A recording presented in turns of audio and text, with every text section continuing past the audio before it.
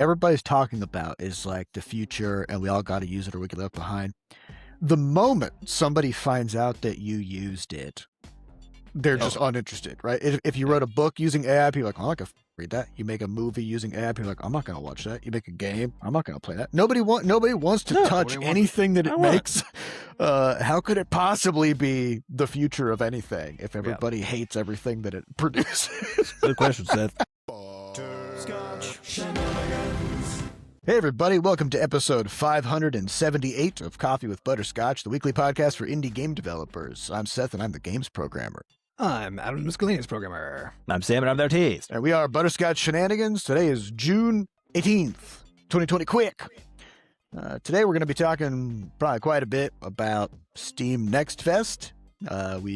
We also have probably some updates about the personal calendar change that we talked about last week and kind of how that's affecting us, as well as How Many Dudes beta is underway, and a little bit of, maybe a bit about achievements. So we'll see how many of these topics we can get to. Yeah, let's go. Grab bag. So big thing is Nextfest is happening right now. We had originally talked about launching How Many Dudes around the end of June. That was kind of our original target. As we were looking at it, we decided not to do it because Nextfest is happening right now, so in the middle of June, and then the summer sale is happening right afterwards. Trying to thread that needle seemed unwise. Crazy. Yeah. So once those store takeovers happen, you just kind of can't get your game in front of people. So like, all right, well, end of July then. So, we moved it to July 30th, which has worked great. So in the meantime, we're doing our beta test and we're just kind of observing what's been going on with different things on Steam and Nextfest. We need to pay attention still because we're going to have a next game. So we need to know how, even though it doesn't apply to, we don't care about Nextfest for How Many Dudes because, we've already done it. We need to know how it's progressing. Does it look like it's going to still exist by the time we have our next game? What's the story?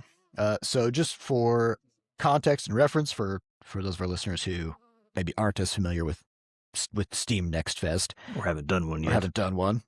So it's a big event. It's been going on for years now. Do you guys know when the first one was? I think 2020, 2021. It was because of the COVID stuff, I think. Yeah, and so Nextfest kind of marked a pivot on Steam for the importance of the demo. Yes. Where to participate in Nextfest, you have to have a playable demo. And the idea of Nextfest is to showcase up and coming games. And it's supposed to almost feel like when you go to PAX or whatever, where there's just a whole bunch of games that you can just play and just check them out, right? And so in the very early days of Nextfest, it wasn't as big of a thing, but then it pretty quickly turned into a big deal. And it was Steam wanted to be, so they did, lots of promotions, tons of visibility of it on the stores, and because people historically on Steam, like there were still a lot of demos that people made for games. But the general advice that we heard and that we followed and that we probably gave back was, there's no sense making a demo. What's the point, right? Kind of a thing. So there was a culture of not having demos. Demos are expensive to make and maintain, and so up until that point, there wasn't a lot of it. There's not a culture on Steam of expecting demos. And so when Nextfest first started, I know like at the time I was just like, that's one more thing we have to think about doing, but it doesn't seem worth it. So we didn't think we would participate in something like that, right? But that turned out to be. So basically what people saw then, especially in the early days in particular, was, it essentially was supposed to be replacing what previously used to get all the launch. So for those who haven't been around as long as we have, Steam used to guarantee that you get 500,000 impressions of your game. Every game get 500,000 impressions when you launched. I think this lasted up until like 2018 or something like that before they finally kicked that. Maybe a bit later. And what that meant was that it lasted through Levelhead, didn't it? Possibly. I can't remember exactly. It was like around 2020, at least by the time it kind of faded off.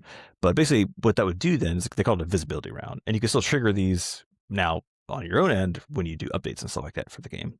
They work a little bit differently than they used to. But basically you would get these 500,000 impressions. Steam would then use that that was like its big learning moment for your game. Yeah. Right. So it wasn't so much about how much momentum you had leading up to launch. It was like, how well did that moment go for you? Did your sales page convert? Do people give a shit? That sort of thing. And then they use that to feed into the algorithm. Yeah, that makes sense, right? Because we, like, on the developer side, we feel like, ooh, that's something that Steam is doing on our behalf. Thank you. But what's actually happening is that Steam's trying to sell as many game copies as possible. They need to know which games are going to be successful, and a really good way to do that is to do a sampling, right? And basically It's say, the hey, YouTube Shorts approach, right? Yeah, it's just exactly the show same it to a idea. bunch of people, Yeah. figure out if it works. If it doesn't work, just toss it. Put it in. But that only So- works if you have few enough games that you can show them all to large numbers of people Yes. without those people at some point being like, I'm not going to look at this anymore because all I'm seeing is stuff I don't care about. And so that's kind of where you run into the issue, which is that in the last like 5 years now, the number of games coming out every month, every year on Steam is just gone up and up and up.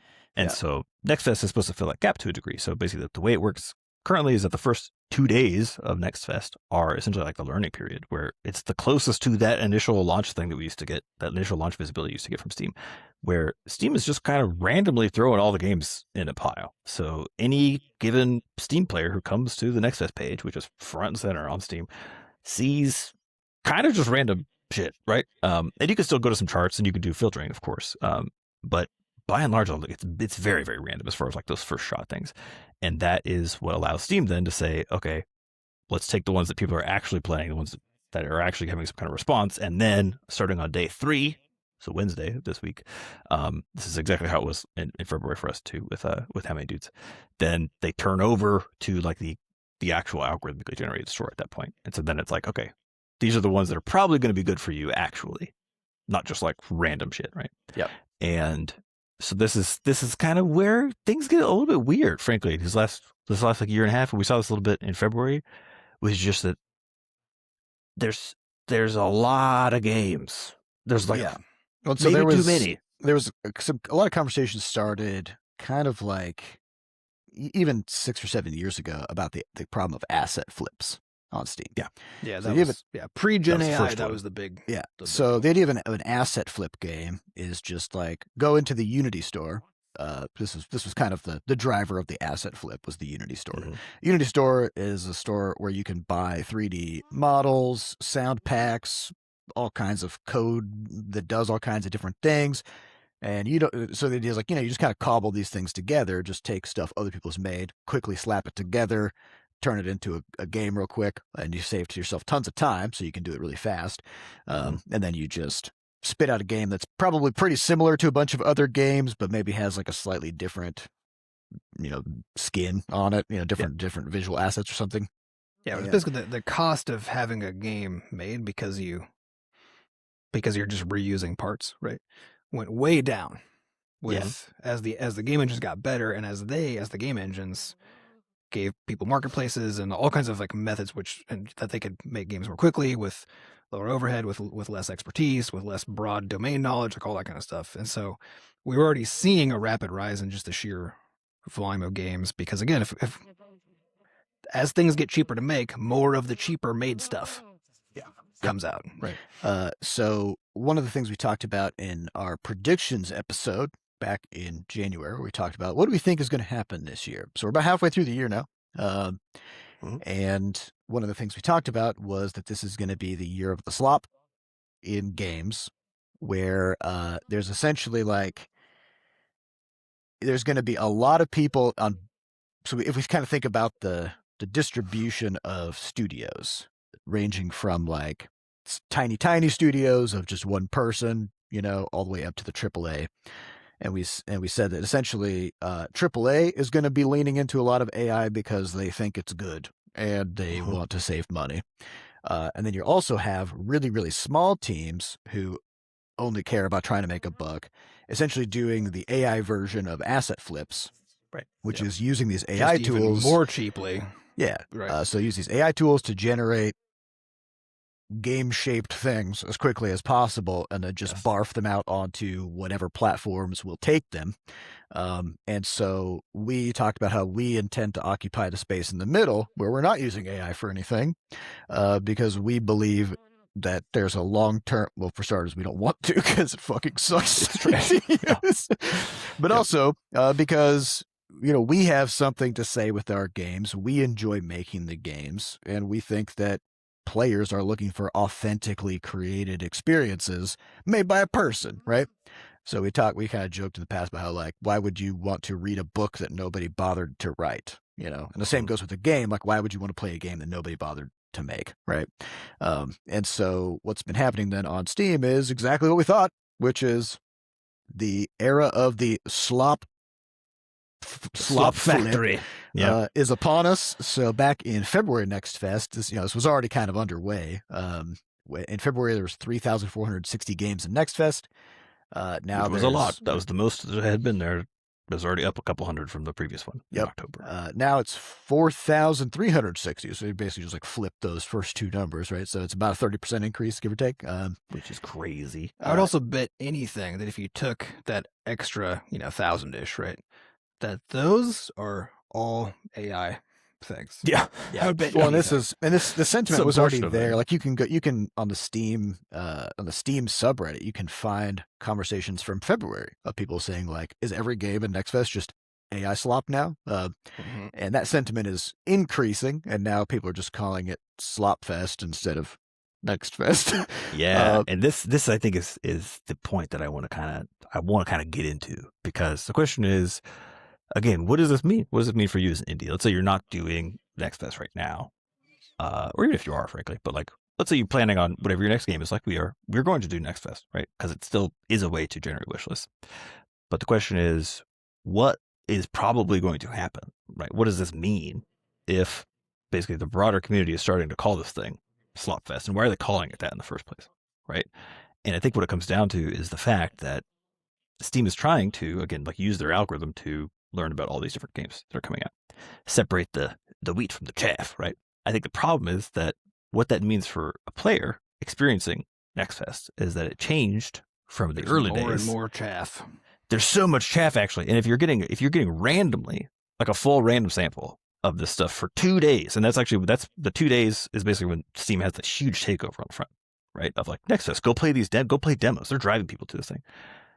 What that means is that over time, if half the things you experience are AI slop, right? Yeah, especially again for those first like 2 days, then what happens over time is that people basically learn to not bother engaging with this thing. You lose trust in the store because now the store is saying, "Hey, player, it's your job to separate the wheat from the chaff, not our job." Well, right? And we saw this happen on the mobile stores, right? Back in from the day earlier one. days, right? Yeah. It was already happening when we started in 2012, right? But it just kept getting worse because the stores didn't do anything to stay ahead of it, right? And it was that, mobile gaming has a derogatory sort of framing for most because gamers, of this. right? Because of this. And it's because when you would go to the store to try to find stuff, what did you find? You found the stuff that made the most money on the App Store, which was free-to-play stuff that tried to trick you into spending money, right? And that was where all the incentives were, and the charts amplified that, the way that all their algorithms worked on the stores. And so that was all you saw. And the net effect of that over just, a handful of years was that people stopped browsing. They stopped browsing for games on mobile completely because they couldn't find anything good when they did that. Well, and, That's also and where the mobile stores, their attempted solution to this essentially was through sponsored results. Yes. In both cases, right? So like if you launch a game on the App Store, Apple's like, hey, it'd be a shame if somebody searched for your game and we showed them some different game. Maybe you should pay us to keep that from happening. And then Google does the same thing. And also Google, I don't think this is true on the App Store, but on Google Play, they just have tons and tons of sponsored sections of the store. Oh, so yeah. as It's you all browse, all you see is what people have paid to put in front of you. Yeah, the App Store at least is aware that makes your store feel like shitty, cheap garbage, and so they limit how much they do it. It's still there, and there's still too much of it. And they're basically like Apple's, in my opinion, using it as a stopgap for them not wanting to actually invest in having the store be good, and like the store just surface stuff that is good and all that kind of stuff. Because if they want to do that, there's 1,000 things they could be doing. Literally, they could just mimic everything that Steam has done for the past decade, and just which honestly, I mean, they wouldn't have to innovate, Yeah, and it makes sense in a basic way to say like, well, if you've cheaply made a game that you think will only generate like $50, right? Because you know that it's bad, then you're not going to be willing to spend much more than $50 to Right. market the game. So, if you're not willing to spend money to promote the game, then that means the game won't make money probably. So you're not going to buy those ad slots. And then those ad slots are reserved for studios with actually commercially viable games, Mhm. right? It makes a sort of basic sense. It's one way to You do know. it. But you're trying to just increase the floor. I think the problem is that in the case of like the App Store and Google Play, That's they're the trying to only do thing they so. have. Well, they're also trying to do so on an ongoing basis. It's not like an increase in the baseline fee, for example, to put a game on the store. It's not saying, hey, it now costs $1,000 to put a game on the store. So if you don't think a game's gonna make $1,000, don't. Yeah, they even increase bother. the cost of user acquisition, meaning that Yeah. every The single constant time cost somebody every actually month. gets your game, they're Yeah. making it more expensive for that to happen, Yeah. and that's the strategy they use rather than this then kind of increase comes the down- floor in a flat way, just Yeah. once. And this kind of comes down to like as sort of as like Sam was saying, like what happens next on Steam? What are some of the possible paths that they could take? Well, So I want to before we get like next things is also just point out where it's at currently already, which is that it's been kind of established for at least like a year, maybe two, that if you're coming into Nextfest without already a lot of wishlist and momentum, then it is already still the case that it's very hard to just like climb up it. It's not like Yeah. it was basically 3 or 4 years ago where it worked basically as a discovery engine, and so you could have things that like didn't have any wish lists. Boom, they could get a really good surge out of it. If you're coming in without a good amount of stuff happening with your game already, with the demo already out, with a lot of concurrent players, that sort of thing, then it's really, really hard. So that fact is already present, right? That it's like it's not quite working in the way that Steam intended already, right? Yeah. So then the question is, where does it go from here? Yeah. So I think if we kind of think back to Steam has made several changes to how they think about game exposure. So Sam talked about the 500,000 guaranteed impressions. There was also kind of an earlier phase of this called Steam Greenlight, where originally if you wanted to get your game onto Steam, period, you had to contact somebody at Valve and be like, "Here's my game. Can I They would publish say it?" yes or no. Yeah. And I actually had a game super early in my sort of solo career that I had pitched to Valve, and they were like, "Ugh, no," correctly. And so that started to get overwhelming because of tools like Unity, Game Maker, stuff like that, right? Becoming more popular in the early 2010s, that Valve was like, well, we're getting too many game pitches and we can't keep up. So, And they also already knew at that time too that they weren't, because like the teams on all these stores that are responsible for those kinds of like editorial decisions, right? So these days it's no longer so much what goes on the store, but it's like what are we featuring on the store. But in the past it was even just what goes on the store, right? But those teams responsible for that are like usually they're small. It's a handful of people. literally I've 5 never met a people. team involved in this stuff that was more than a dozen people, and they're usually way less than that, right? It's usually like 3 And- to 5, Yeah, and Steam was aware at that time. They're like, we've already seen that we can't tell with a tiny group of supposed experts. Like we can't pick a winner. We already know we can't do that. So we should. So they already knew they needed to crowdsource this stuff in some way, right? Yeah, it's And easy. so- It's somewhat easy to filter out a bad game, but it's hard Yes. to tell which games are actually going to do well. Yes. Yeah. So with they made the change to Steam Greenlight, where Valve is like, okay, we're no longer going to do this. Like, we are no longer going to decide what games will be published on Steam. Instead, we're going to let the community decide. And so what you would do is you would submit, you create your games, so store page and stuff, so just like how you currently see games on Steam, it would be a full store page with a trailer and all that. But instead of people being able to like wishlist it or do any of that stuff, it would go into the Greenlight page, which was where community members would come in and basically vote. They would just say like, I want this game to be on Steam, yes or no. Yep. And once, I believe at the time it was like you needed something like 3,000 yes votes It's a before, pretty small number. Yeah. and it didn't actually, at least on the surface, I'm pretty sure it didn't matter what the ratio was. So if it was like 90% of people were like, I don't want this, but as long as 3,000 people did want Yep. it, Which then- honestly, I think was like That's smart. that's 'Cause again, it's that like- actually is like that's not the obvious thing to do, and it seems like at first glance it seems dumb, right? But I think this actually is the smart move. yeah. Actually, I don't even remember. Did they have down votes or did they only have yes votes? Did they? I'm not. I'm pretty Yeah, sure I'm not they sure, did have actually. like a no. Didn't they have a no? Yeah, I don't know. I don't know. Yeah, it's been quite a while. This was like 2015. Yeah, because when we- Steam doesn't care if there's a bunch of people who won't buy it. What they care about is, are there a bunch of people who will buy it, right? So, will this game sell, yeah. right? Yep. And so that was their kind of initial version of that. But pretty soon, as with all these things, Steam Greenlight got overwhelmed by just too many games, and many of them are pretty bad, and so players and people stopped figured out going how to there, game how to game Greenlight so that Yeah. they were getting stuff through that bot players farms didn't like, and then so it basically it turned Steam player sentiment against Greenlight, while it also is becoming less useful for Steam's purposes. Kind of it's the same. You have the same arc here, right? Yeah, it's always the same. Yeah. So and it's always just a matter of degrees. Like whatever you can solve a problem of scale, for a certain scale. But then as the scale changes, the solution no longer applies, right? And so, but also you can only ever solve it temporarily, because solutions to scale always involve some kind of incentive system and filtering, like basically some kind of a scoring mechanism, right? But once people figure out what that is, then they game it and they start pulling the levers directly, right? And so this is why Google search never tells you like exactly how their SEO ranking works. They give you like hints, and it's always wiggling picture around. things. There's always Same day. Like they also no email inbox service publishes how they decide if something is spam, right? Because people are like, I'll just not do that around it. Yeah, exactly. So yeah, and there's no you. This is always you just trying to stay just one step ahead, constantly for the rest of time problem, right? And this is why the mobile stores have failed so spectacularly. They gave up a lot. They just don't try. Steam has been doing the battle the whole time, and so it looks like there's all these changes in how the store works. Yeah. So after Greenlight kind of hit its critical tipping point that it just didn't work anymore, then Valve's next move, which is basically where they kind of stopped with this for quite a while, was to just charge people.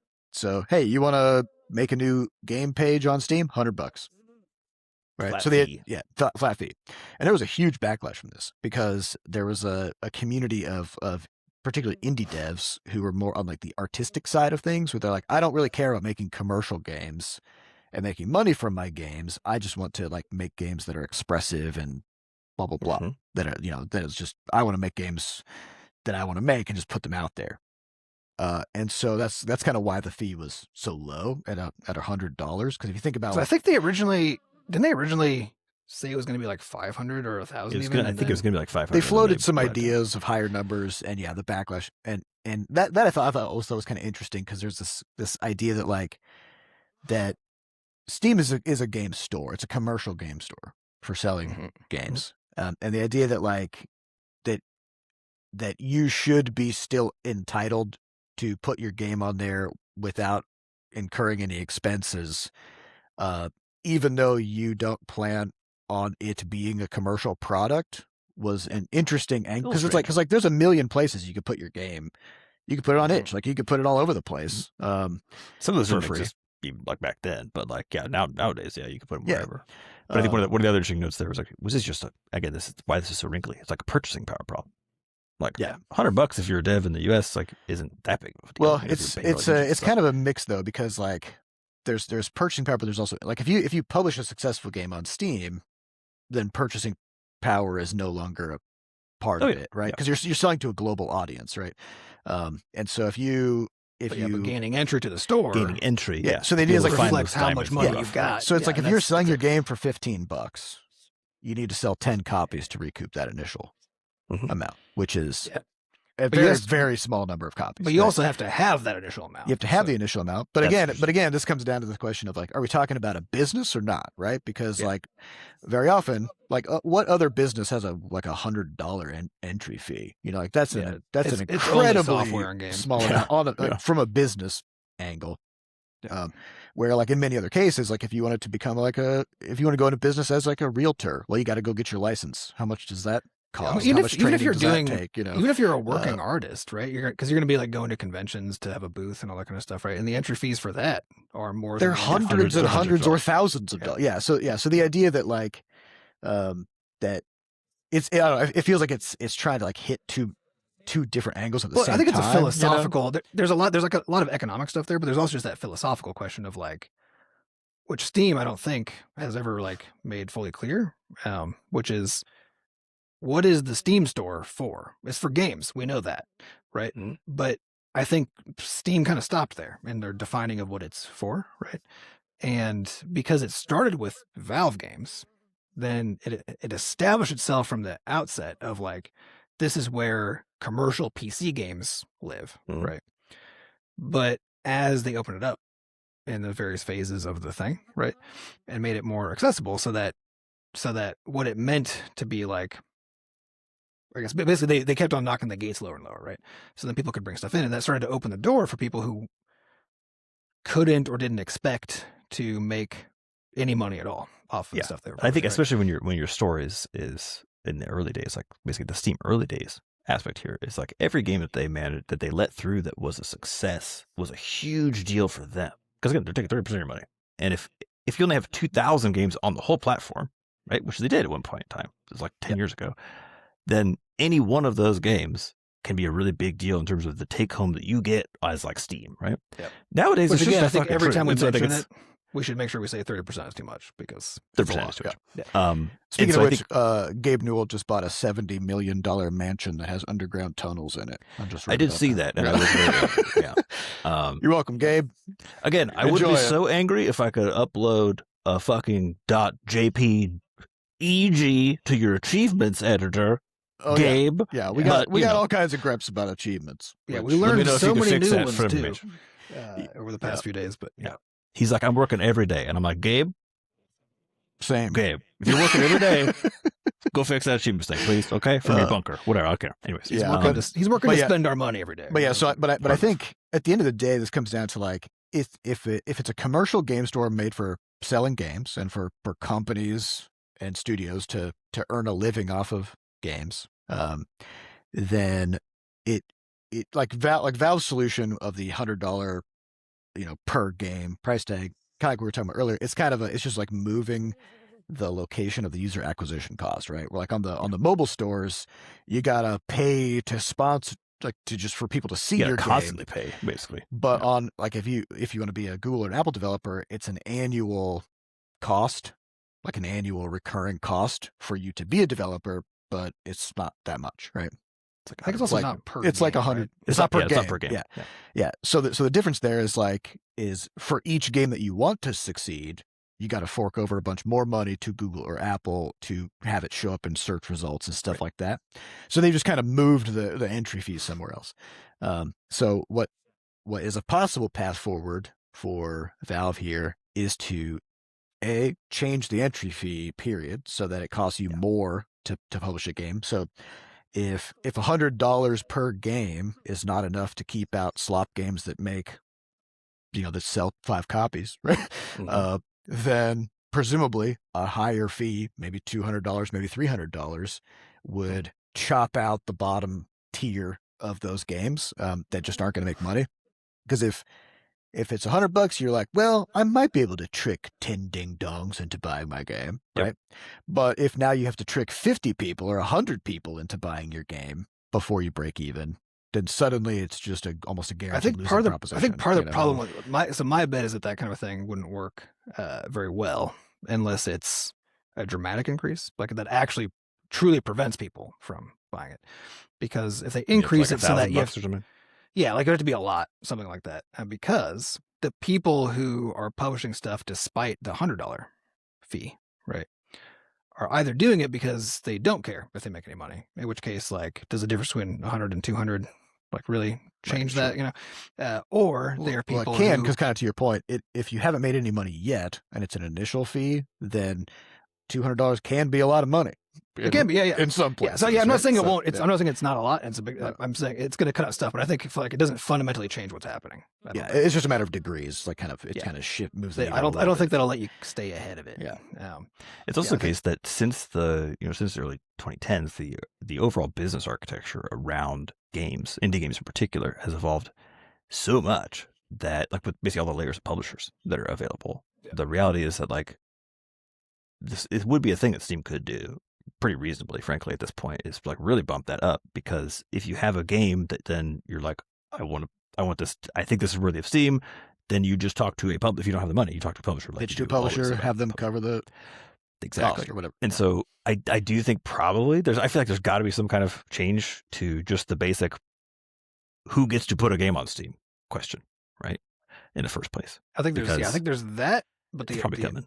the other path is to try to do a more explicit job of trying to basically flag a new, because right now there's like not really a flag for quality of any sort, right? There's not something you can like look at, like you can't look at a thing and be like, oh, I already have a sense of, you know, a game that's not out yet. That's gonna be quality, because what you're gonna be seeing, like time and time again, is a publisher or developer name that you've never seen in your life, right?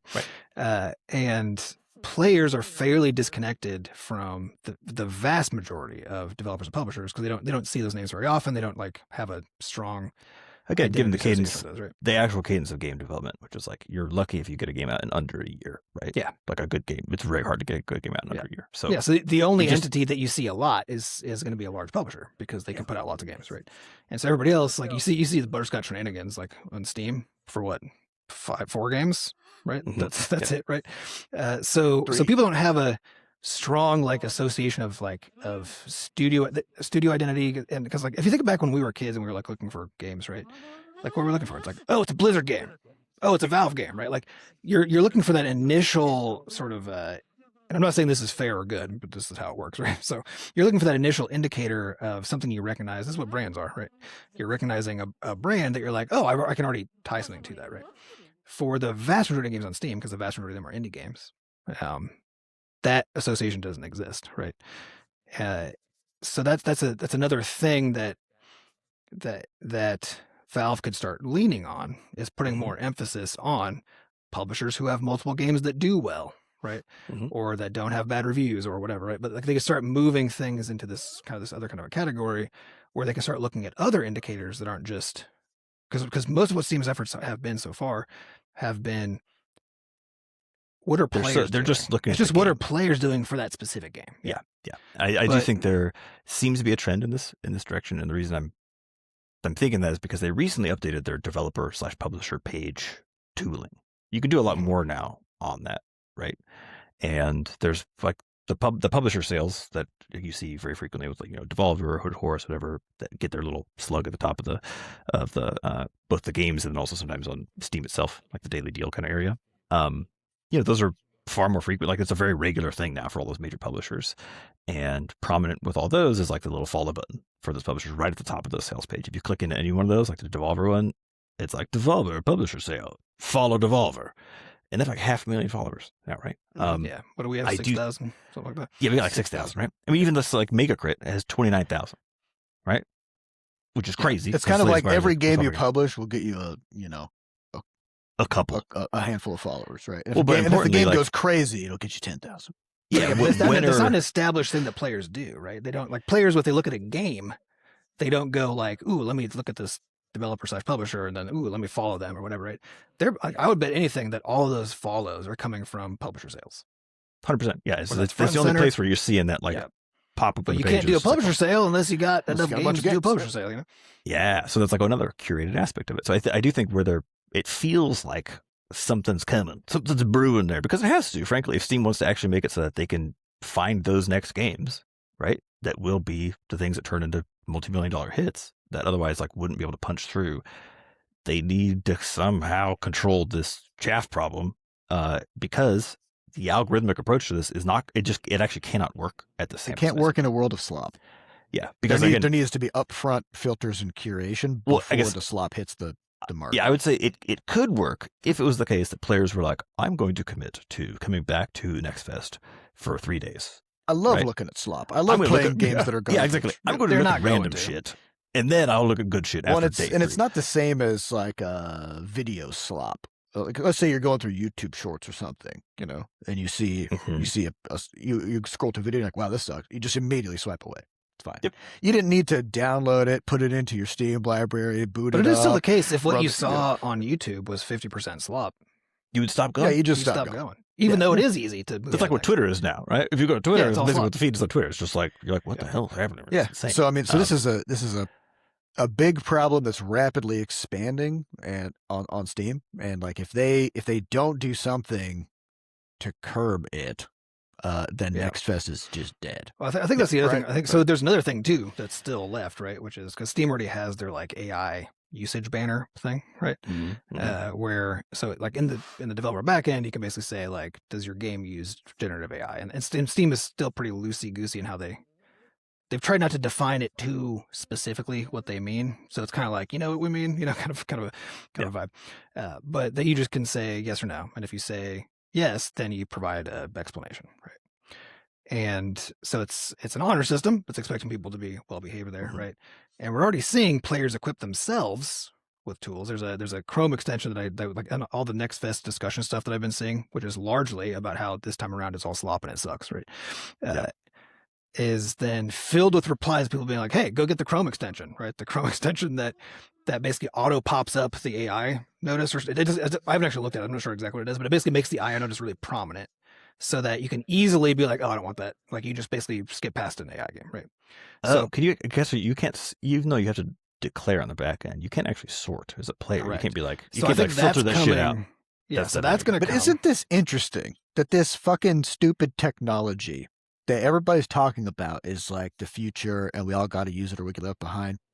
The moment somebody finds out that you used it, they're just uninterested, right? If you wrote a book using AI, people are like, I'm not gonna fucking read that. You make a movie using AI, people are like, I'm not gonna watch that. You make a game, I'm not gonna play that. Nobody wants to touch anything that it makes.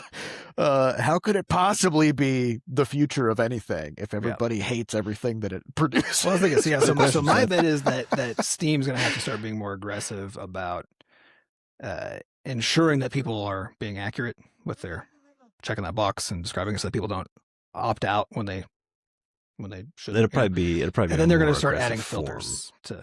But here's the thing. If AI made good games, nobody would care. Wouldn't be a problem. Right? Like people wouldn't be like, yeah, I people played would all still these care for moral and ethical reasons, but that is a small subset of people. Most people would be like, it's the combination problem of low effort and garbage, right? It's like nobody bothered to do anything with any amount of effort to make this game, and the game fucking sucks. You know what I mean? Like it's because that's all true, but actually, it's the bigger tragedy of the commons problem, which is that that's all true. It's a bunch of garbage. That is a way. Like this is how I feel about AI. Is like if you use it to do something that you then send to me, you've wasted my time and I'm mad, right? So that's true. That's all there. But also because again, that's the easy stuff. It's easier to do that than to do the real work and to do the hard work, right? And therefore, that's what most stuff is, and it'll continue to be more and more most, of the stuff. And so it's also that not only are players seeing that stuff and they hate the individual stuff for those reasons, but that stuff that they hate makes it so hard to find the stuff that they actually want. Yeah. Right. Well, again, it disincentivizes interacting with the core system of something like Steam that allows for discovery to happen for people who are actually making games. Yeah. And that I think is the crazy part. And this isn't a Steam problem. This is an everything problem, right? Because it's everywhere. Fundamentally, all of our systems that we have as people that have to do with sharing information and sharing stuff that we make and sharing ourselves, right? All that stuff works at the scale it works at human scale, being made by humans. It's moderated. None of it works. It's moderated by friction. The fact that 5 years ago, if I wanted to send an email, I had to type the email. It's not the case anymore. And like I even get like, because we get pitches all the time, dozens of them per week from different companies around the world. They're like, hey, you want some artists? Hey, you guys got any porting needs you want to do or whatever, right? And there was this hard pivot like 6 to 8 months ago where suddenly they all had perfect grammar and they all had tons of knowledge about our studio. Well, almost knowledge. They had words related to our studio. Suddenly, they had lots of key words about things that were mentioned on our website and stuff like that popping up, and that pisses me off even more, right? Because it's like if you you pretended to have done, you've pretended to invested time in me, right? Yeah, but that's not even like that is annoying. But even worse, it's that you're trying to sell me your services. And what you've just demonstrated is that you can't even be bothered to write me a fucking email. So how could I trust you to do any actual work if you're going to use AI for something so basic as just stringing a sentence together? I know you're going to use it for everything else too, and it's just going to produce garbage, right? Yeah. But which of course, and what does that mean again for our inboxes? Like, of course, like I spam 99% of cold call emails I get. Yeah, just send it to spam. But I have on occasion seen someone like, ooh, I'm gonna go check that thing out, whatever it is, right? On very rare occasion. that's going to just complete. I'm going to go from 99 to 100%, right? Because You're getting too many of them. Again, same problem. it was Probably just already overwhelmingly slop made by people. Yeah. And now it's going to be 10 times more slop made by not people. Yeah. And so that little tiny sliver is smaller and smaller of stuff that is going to be right. But the weird question here is like how because we saw this on mobile. This kind of takes us to that phrase about how like the market can stay irrational longer than you can stay solvent, right? Yep. So like on mobile, when we were first getting started, there were like 500 mobile games a week coming out in the early 2010s, and that peaked up to like 3,500. So started like 500 a week, and then it ended at like 500 a day. A week. Yeah. That's a week, right? We're talking about, and this continued for forever, despite the fact that almost none of those games made a single dollar. Yeah. Well, proportionally smaller and smaller set. And that's true on Steam too, right? Like a smaller and smaller fraction. It's not a smaller number, but it's a smaller and smaller fraction of the games that are on Steam. Didn't we do an analysis where we looked at basically the rough amount of reviews that were reviews like histogram essentially, right? How many games are actually getting above like 100 reviews when they launch? I think we, but I think a couple are. I think Chris Sikowski probably did, and Simon. There's a couple of these, but it's like it's like there have been more games, right, that are commercially successful on Steam, right, year by year. That's true. Oh yeah, we did that analysis because people kept on saying like, oh, games are dead on Steam because fewer and fewer are making money, and I was like, no, it's proportionally fewer because there are more games, right? Yeah. But this is only going to be. So that trend is only going to improve in the sense that like more and more games will make money as long as there is a growing population of players willing to buy who are stuff. engaging with the store. Right? Yeah, exactly. So this is why, like, to me, which again, that's what happened to the App Store, Store, the mobile stores, right? Yeah, this problem with Nextfest becomes like an existential threat. Is a problem on the Steam side, and I mean that seriously. Which is like if you're teaching people to not engage with your store. Which is what has happened now over the last year and a half. And we saw this with the difference in overall impressions that we saw for Crashlands 2 in Nextfest, which was in June of 2023, versus for How Many Dudes in Nextfest, was an order of magnitude less, right, for How Many Dudes. Because and How Many Dudes was a much better performer as a and people saw this across the board. Demo. Yeah. People saw this across the board. It was like your demo now has to do even better, right? It has to be performing better. To get less results than it did a couple of years ago, right? Yeah, and you can also just look at the jump from Crashlands 1 to Crashlands 2 on mobile, right? Where our revenue went down by 90% over it, right? So like from launching Crashlands 1 on mobile to launching Crashlands 2 on mobile, we made the launch window. In that launch window, we made 1/10 of the money, right? Yeah. And again, it's because you take a decade of training people. Hey, don't bother looking at this store; it's full of garbage. Well, guess what? They oblige. They will stop looking at the store. So I'm sure Steve's got to be talking about this internally because if the larger discourse around Nextfest is no longer like, oh, it's where we could discover cool games. It's not true. Like what's happening in that little people trailer were excited about Nextfest. Now they don't give a fuck. Well, now they're like, I gotta wait like 3 days until I actually can see good stuff because I'm just getting shown trash. So I'm just gonna go to the top charts, which is just people who are already successful. So what are we doing here, folks? Yeah. It's not a discovery engine if you're competing with Slop. Yeah. Right? And the reason that, to kind of take it back to what we're talking about the mobile stuff, like the reason that Valve needs to do something about this is because like as a rational actor, you might be looking at this from the outside and being like, well, I mean, people will just realize over time that AI games don't make money and they'll just stop making them. Yeah, no, they won't. They will not because that didn't happen on mobile, right? Like but the also, median mobile game made $0. It's so much easier. Right? It's easy. Yep. They'll just keep doing it. Yeah, people don't make money off of like fucking Slop GitHub repos. Well, here's the thing, but you can make 1 million of them in a day. Yeah. And so the median indie game before AI stuff made no money. Yes. So, and people are still making shitloads of them. So why? Yeah, that's not going to change. You know, and in all cases, it's a lottery ticket. You know, people are like, well, like the floor, like the floor of a game is 0, right? Like you could just make no money, but there are games that make $1 billion, right? Like, well, I think that's actually crazy. It's because especially because AI is a delusion fueled kind of a thing in general, right? And when it comes to people who think they want to make games for a living, they're looking at all those big success stories they hear. They're looking at their Stardew Valleys and Hollow Knights and stuff, right? They're looking at those and being like, oh my God, you can make so much money doing it, right? But if you don't understand that, first of all, almost no games come anywhere close to that, right? And the vast majority of them don't come anywhere close to breaking even on the cost to make them. The vast majority on any platform, right? If you're not aware of that, or if you are but can't internalize it, right? And you can't tell that people don't want AI stuff and that the AI stuff that you're generating isn't good, right?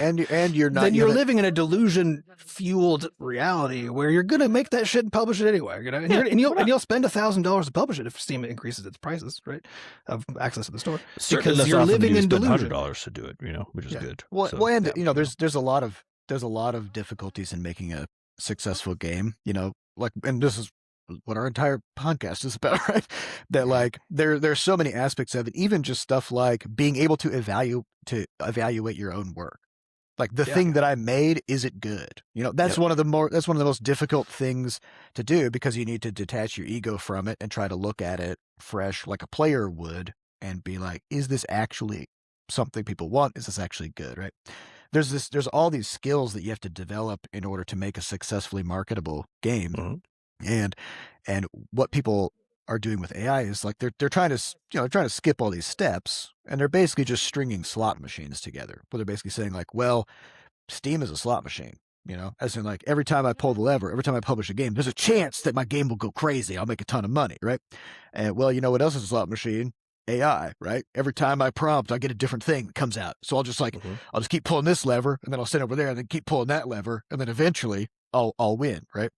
And people can, any individual person will maintain that delusion for a while, years and years and years. And they might put out 10, 20, 30, 100 games before they just kind of run out of steam, right?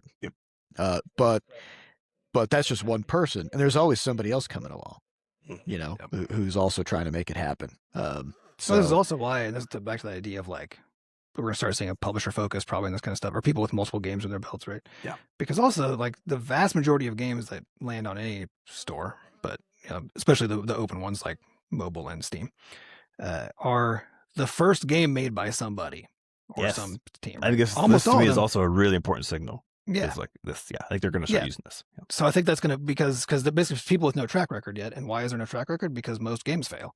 Yeah. And so most you don't have the opportunity to make a second one. Yeah. You only make one game. Yep. And of course, a lot of the huge like success stories we hear are from the one game that somebody made, right? But most of them aren't. Most of them are at least like picked up by a publisher or something. But there are a lot of stories of like, I think Stardew Valley is, I can do Stardew Valley a publisher, but yeah, so they're like the most of them end up with a sub-story, publisher, right? Yeah, the sub-story under most of those is that's like the first game that they published on Steam, but like they made like 150 jams or whatever. So that's like, or they worked in AAA or whatever. Yeah.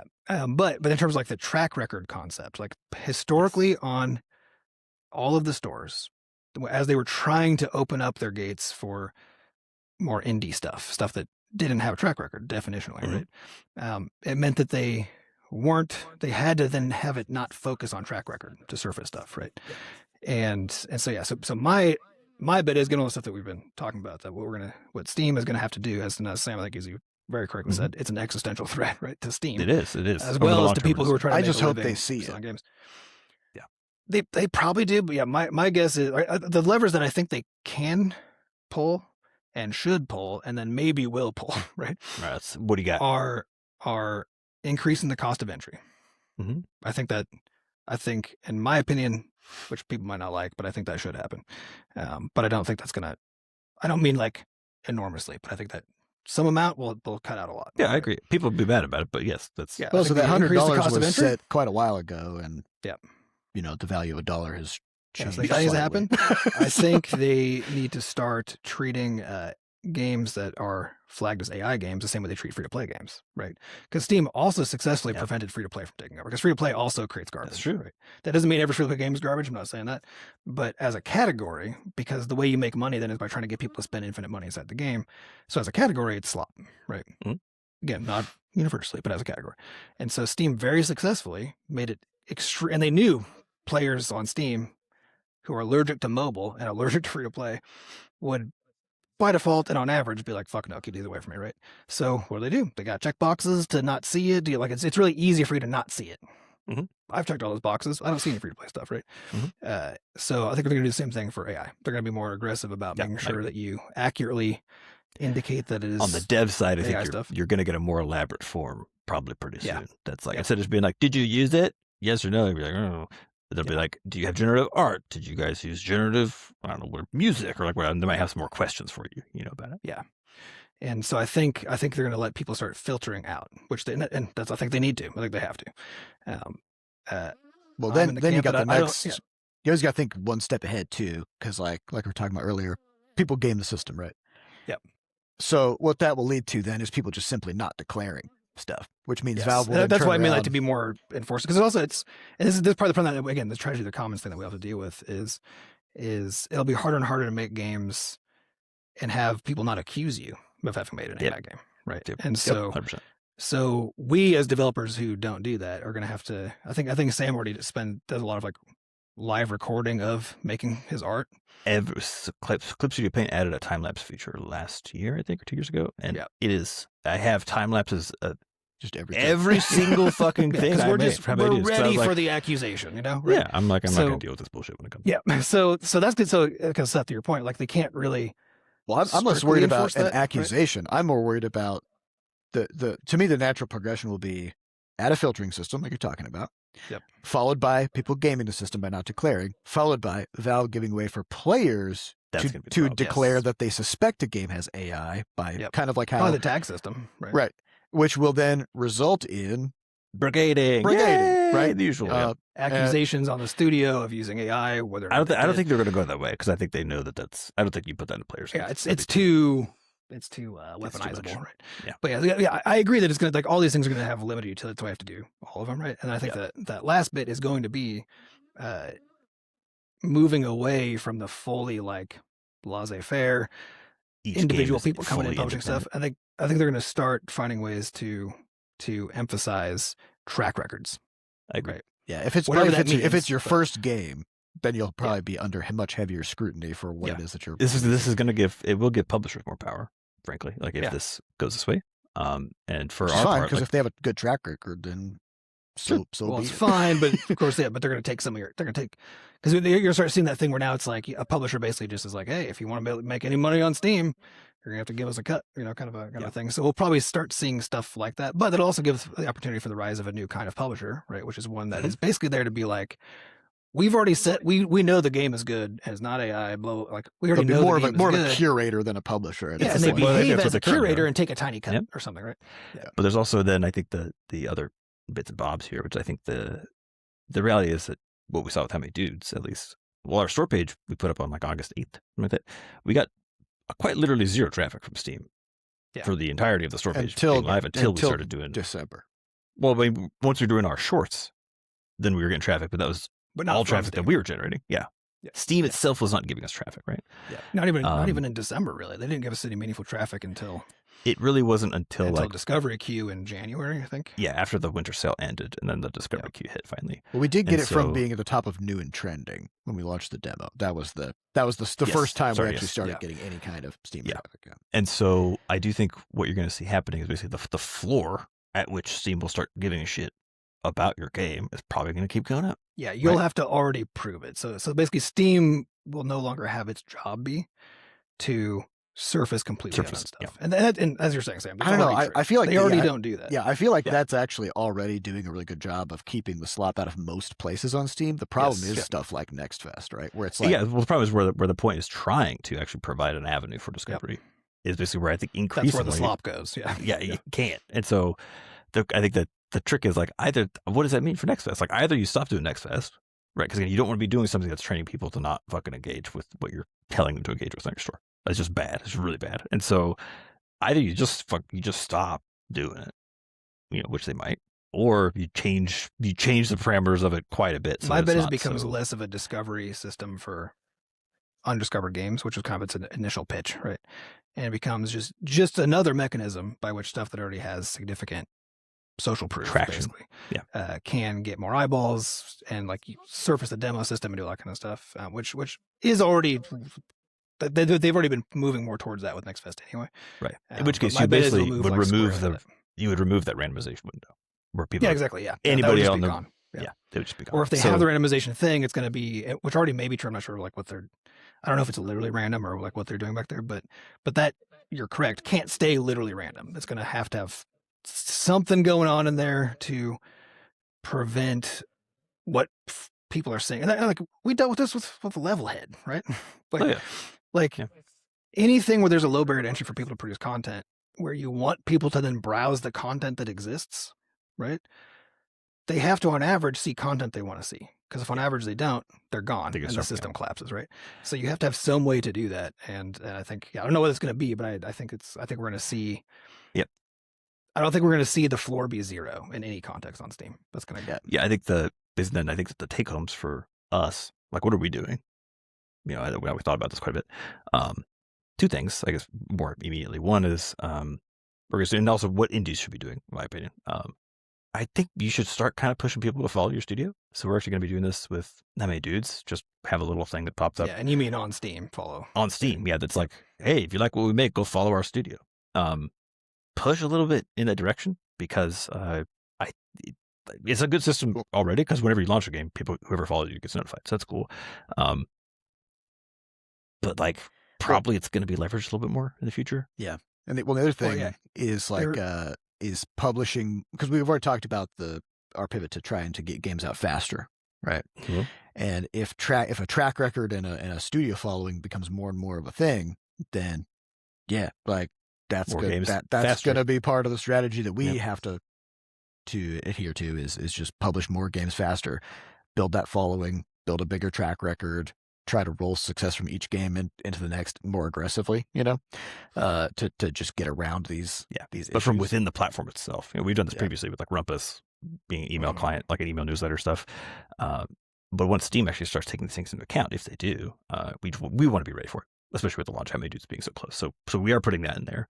And then otherwise, I think broadly, we talk about this How Many Dudes, I think you gotta get good at stuff like YouTube Shorts right now, to be honest with you. Because again, you are not going to get fucking anything for putting your game up on Steam. There was never an era where you could make a good game and then people would buy it. That never really existed, right?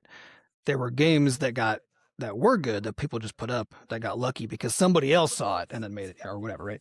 But there was never an era where like that was like literally a lever you were pulling. That hey, good game in, putting it up, success out, right? That's never existed, but it has never not existed less than it does today, right? So, if that makes sense. As in, like there were probabilities of it happening on accident. Sort of. I think right? you basically need to be able to leverage yourself up out of the slop at this point. We're all getting some really good hip waders on. You got to pull those things all the way up, and so you can get in there and actually, stay afloat. Because I think it's the same as it's always been, right? It's just more true, which is that if you're trying to make games for a living, you have to make games for a living. You can't just be like, I'm going to make the game part and call it a day, right? You have to do the whole. You're running a business. You have to do the whole thing, right? Which also means, and this is something that we talked about in the past. When we were doing the jam version of How Many Dudes, we started with marketing. We were in a game jam and we weren't even planning on making this into a commercial game, but we were like, we need to get better at making a game and making games that people want. Yep. Right? Like a game with a better hook. Well, that fit the ecosystem, the attention ecosystem, right? Yeah. That we're in.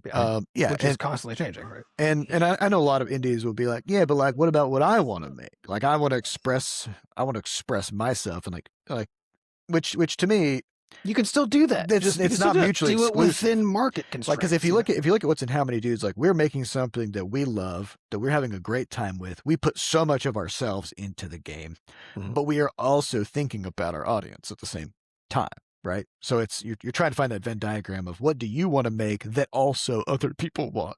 So don't think of it as an either or. But if you're not thinking about that early in development, and also like what we did with How Many Dudes, which we talked about in some of our episodes from the fall, was about our YouTube experiments where we used YouTube shorts to help inform the direction of development, where we would make YouTube shorts, see about a bunch of different things going on in the game, and then see what the reaction was, what kinds of things people were talking about, what were people excited about, or even just like which videos actually went and which ones didn't, which gives you some feedback about like what's actually hooking people in. And it also forced us to think about like, if we can't think of something to make a YouTube short about in the game, that's a problem. And we need to add some stuff to the game that's more engaging and fun to watch and fun to talk about.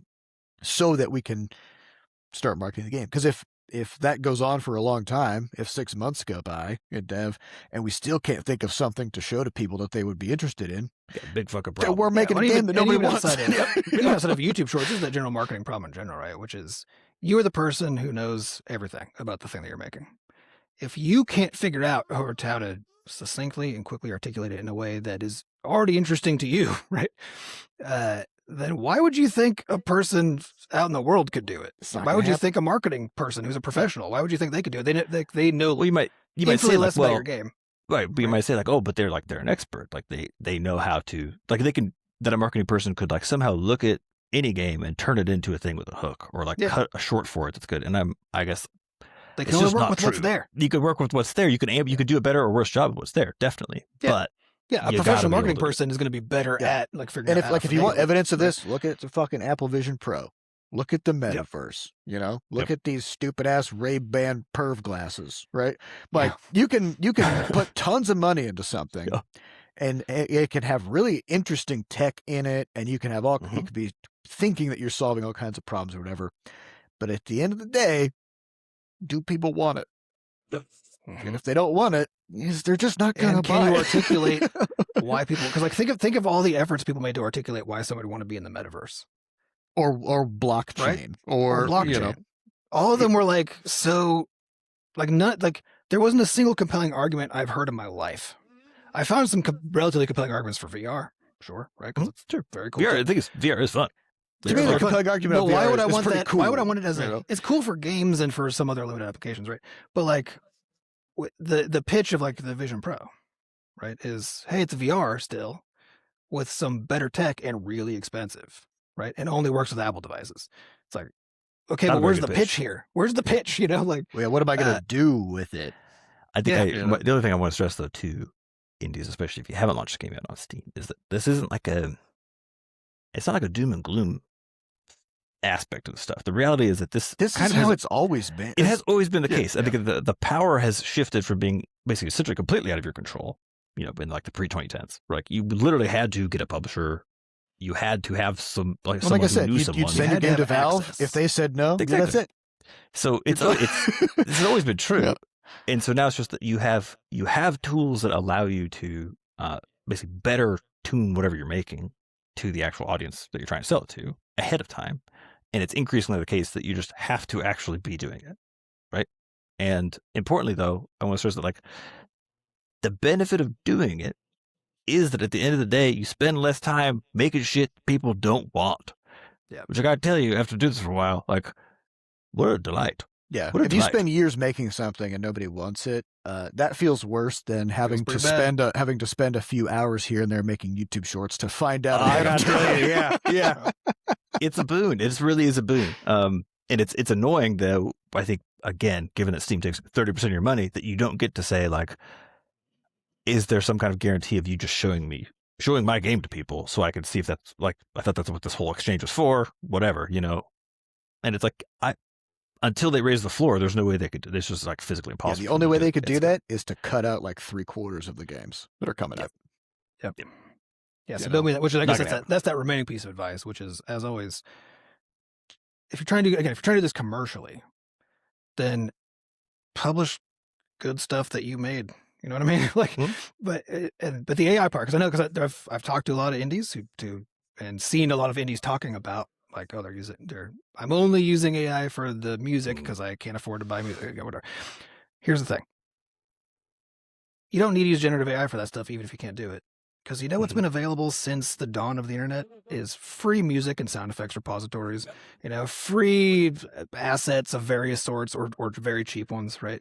If you want it to be like fully bespoke and custom and you can't do it and can't afford to have somebody else do it, then your only option at that point is generative AI. But that you made the wrong decisions. Well, no, your option is do what you can and then find a publisher.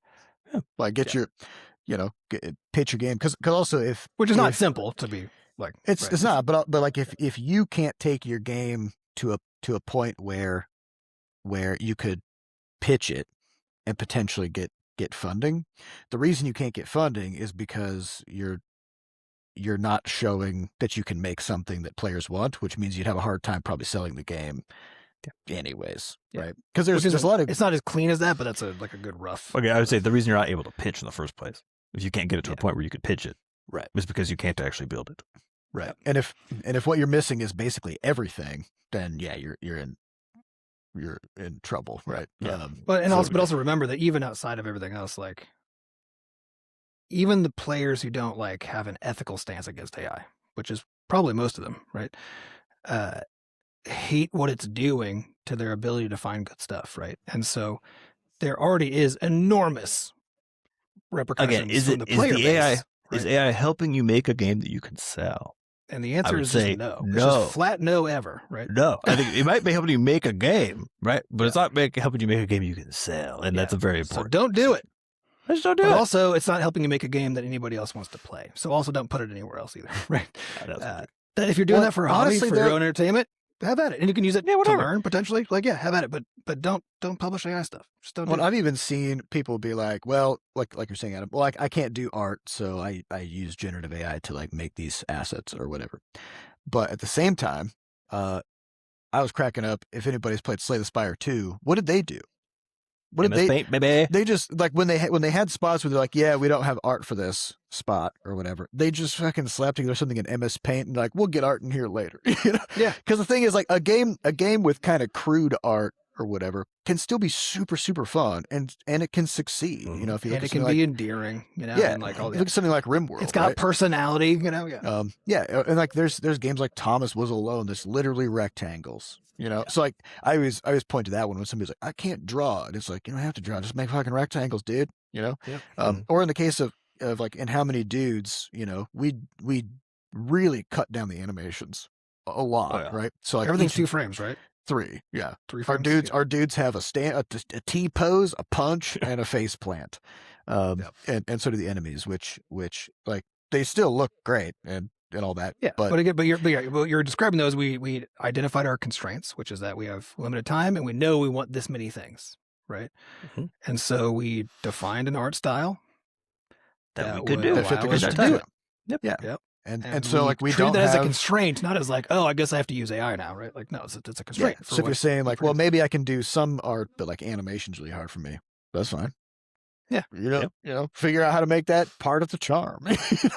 There's so many avenues to make a good game. And I would argue if you're trying to fill the gaps, trying to fill your skill gaps, your capabilities gaps with generative AI, you're just making a worse thing. You know, because you're making a worse thing that people are going to be mad about.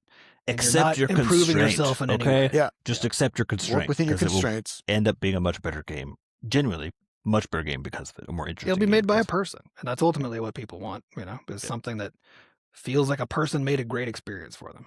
Yeah. Well, and the creativity and the really cool stuff comes out of constraints. Exactly. Like there's a reason why the metaverse failed while costing $80 billion, right? And it's because they have all the resources, all the time, all the talent. They could get literally any person, any engineer in the world they could get to work on this project, and they couldn't make it succeed. And the reason is that no constraints. Any problem they had, they would just throw infinite people and money at it as if it wasn't a real problem. But at the end of the day, then like, and generative AI provides what feels like that to everybody. At least while it's affordable, which is not long, but while it's affordable, it gives you what feels like that, right? But there's a reason why everybody's just like, there's no soul in any of this kind of stuff. Even if it's like, that's not to say it can't produce stuff that is like good in certain senses, right? Right. But it's basically you saying, hey, guess what? I don't have any constraints anymore. And then like making stuff, right? And so the reason that even like quote unquote good AI output is still not good is because it's not being built, it's not being created under human constraints. Honestly, if you swap the word soul with struggle, I think it actually does a really good job of capturing it, right? Yeah, you need the friction, you need the struggle. There was no struggle in making this. Right? Like nobody had to give anything up to think about what to do here. Nobody had to spend time solving this problem, which means, I think it gives, friction is good. So I guess we'll have to see. We'll have to kind of end the episode here, but we'll have to see what happens in the upcoming, in the fall Nextfest, which is what it's usually in like October or something. Mhm. Yeah. Yeah, but I guess if you're planning on doing these upcoming Next Fests, don't assume they're going to work the same way that they have been, because I don't think they can.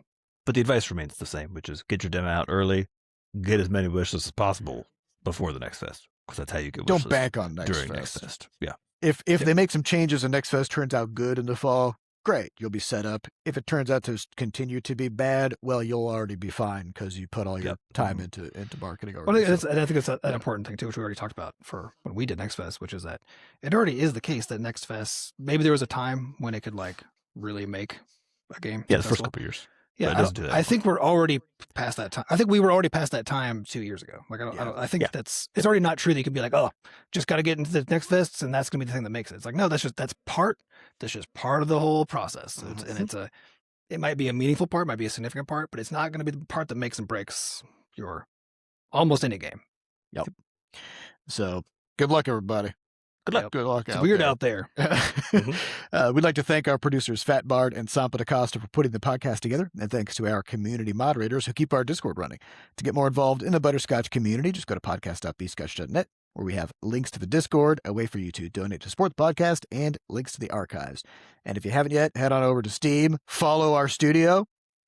Check out How Many Dudes. You can wishlist it. It's launching on July 30th. And we also have a playable pre-alpha demo from much earlier in dev that you can check out as well. And we also have pre-registration on Google Play and pre-orders up on the App Store. So if you check all those things out, we'd appreciate it. Thank you all for listening, and we'll see you next week. Goodbye. Bye.